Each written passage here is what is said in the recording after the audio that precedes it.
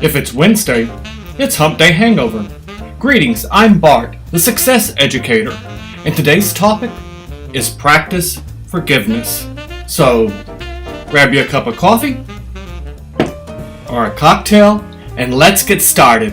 This is Hump Day Hangover.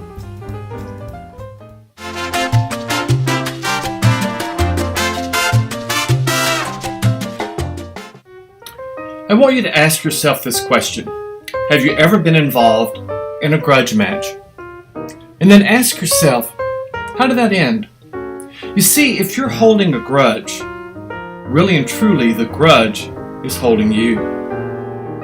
Adopt the hashtag, let it go, and let it go.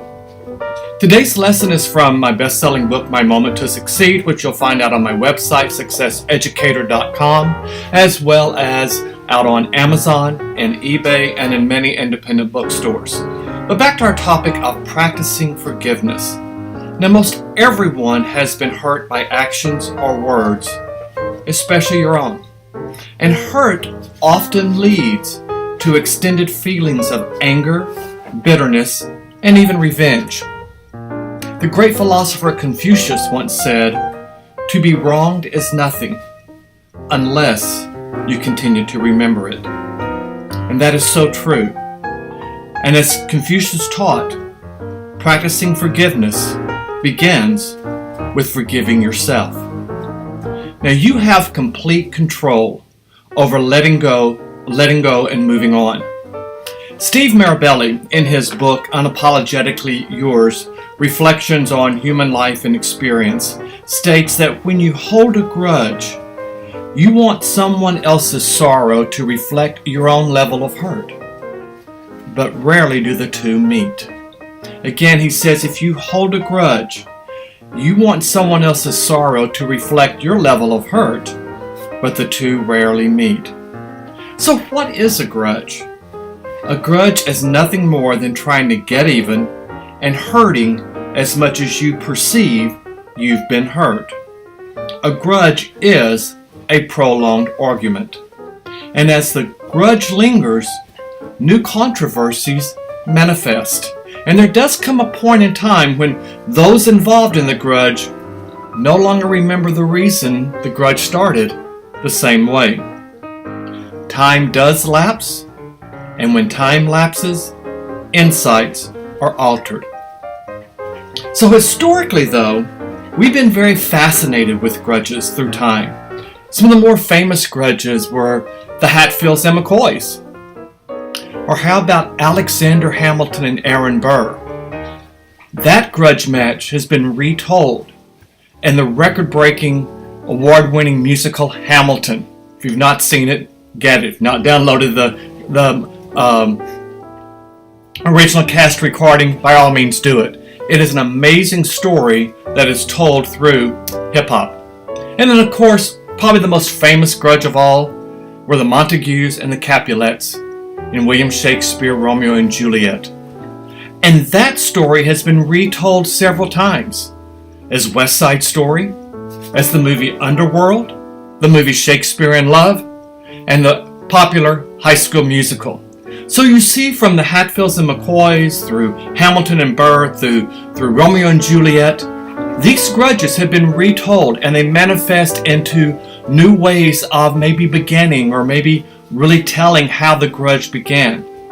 But there's one thing that we do know 100% for sure, that you cannot create success if you hold a grudge. Once again, creating success cannot happen if you hold a grudge. And so in the end, the person who ends up getting hurt the most from the grudge is you. Again, again, and again. And the cycle doesn't stop until you determine it is time to stop. Even if the other parties continue to hold a grudge, when you decide that grudge is over, it's over. It's their problem, not yours. The grudge is what holds you, and if they can't let go, the grudge is holding them.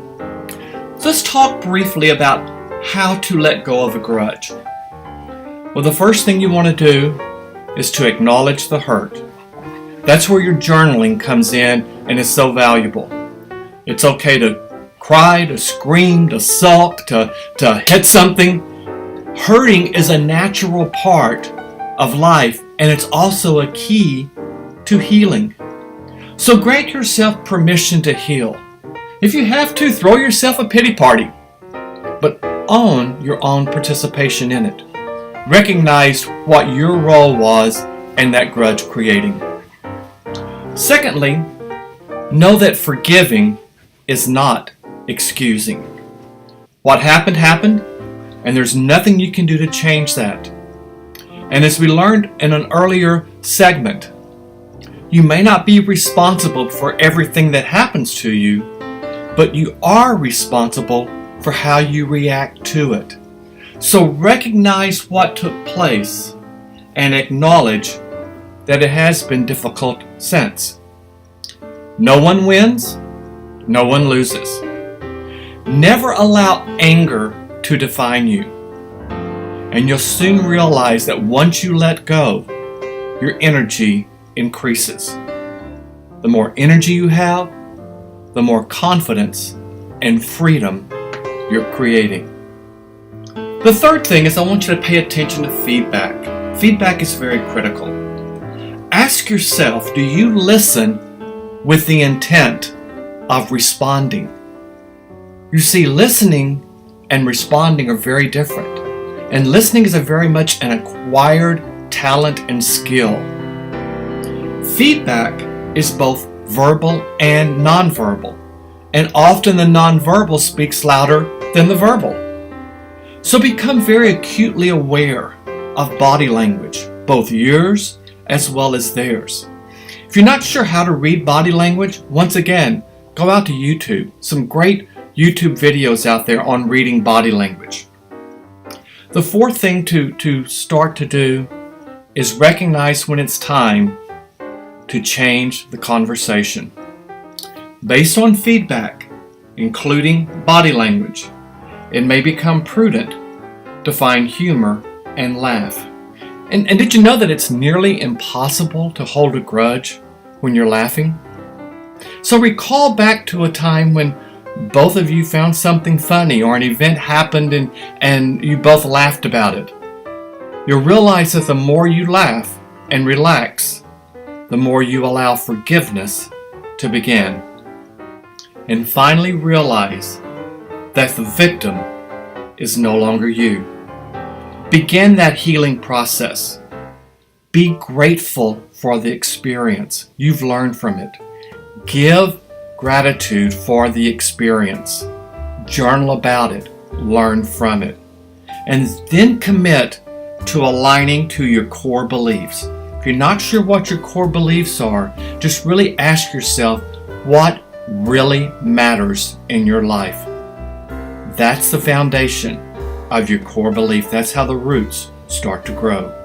And when this happens, you become a better person and you start to become a person of influence. So for your journaling activity today, here's what I want you to do.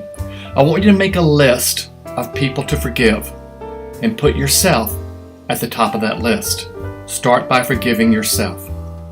And create a forgiveness list and include why you must forgive. And then ask yourself, how do you plan to acknowledge the hurt, forgive and excuse? Ask yourself why. Why did it happen? Why has it continued to linger? Pay attention to feedback. Ask yourself how you plan to do that. How do you plan to change the conversation if necessary? And most importantly, how do you plan to no longer see yourself as a victim? When you do that, you'll start to see that you're a much stronger person than you ever thought possible. Today's Bardism once again comes from Oprah. And Oprah says forgiveness is giving up the hope that the past could have been any different. So thank you for spending a few moments with me. I'm Bart, the Success Educator. Hit that subscribe button below. Subscribe to this series. Go out to successeducator.com, check out our links for social media, follow us there, and visit the Success Store. The t-shirt I'm wearing today is once again talking about love and letting love be the subject, action, and verb in your life. And remember, what comes to mind when someone mentions your name is your brand. Until next Wednesday, this has been Hump Day Hangover. Ciao.